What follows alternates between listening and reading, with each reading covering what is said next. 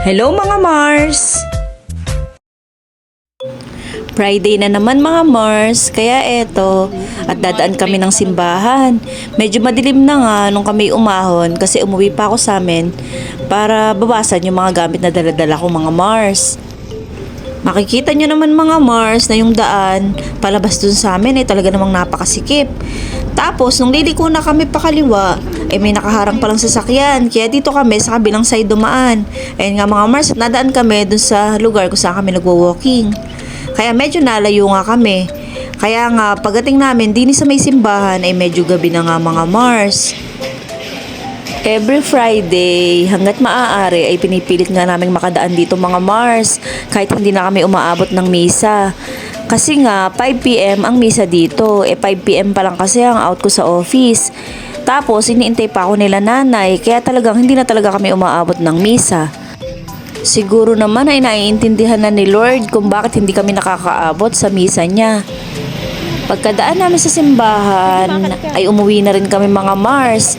Pero, dadaan muna kami dito sa O-Save. Bali, yung O-Save na to, yung way niya ay papauwi na nga rin sa amin. Bali, dadaanan na lang namin siya. Mamimili kami rin ng konting paninda. Kasi nga, sayang na naman yung ahon namin mga Mars. Eto nga at nakakita ko ng ibang klaseng chocolate dito. Itatry ko siyang bilhin mga Mars at ititinda ko sa tindahan.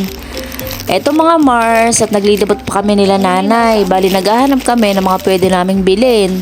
Sila yung mga gamit sa bahay, ako naman yung mga paninda mga Mars.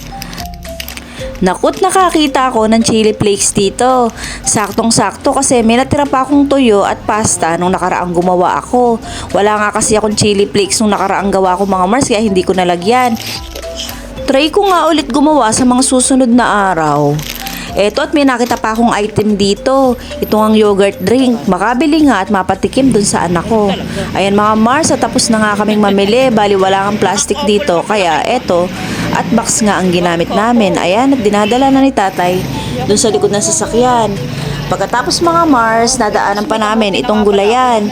Bali, madalas din pag Friday ay dumadaan kami dito para mamili ng gulay. Bukod kasi sa napakaraming gulay dito mga Mars, medyo mura din siya kung ikukumpara dun sa palengke. Ang madalas kong binibili dito yung pang 1 week na ulam ko mga Mars, kadalasan nga ay gulay. Kasi nga, medyo nakakaedad na tayo kaya kailangan mag-diet-diet na. Bukod sa mga gulay mga Mars, kumpleto sila dito. Lahat ng kakailanganin natin sa pagluluto, halos lahat ay nandito na. Kaya talaga namang dito kami namimili ni nanay. Ayan nga mga Mars, at tapos na kaming mamili. O siya, hanggang dito na lang. Salamat sa panonood mga Mars. Bye-bye!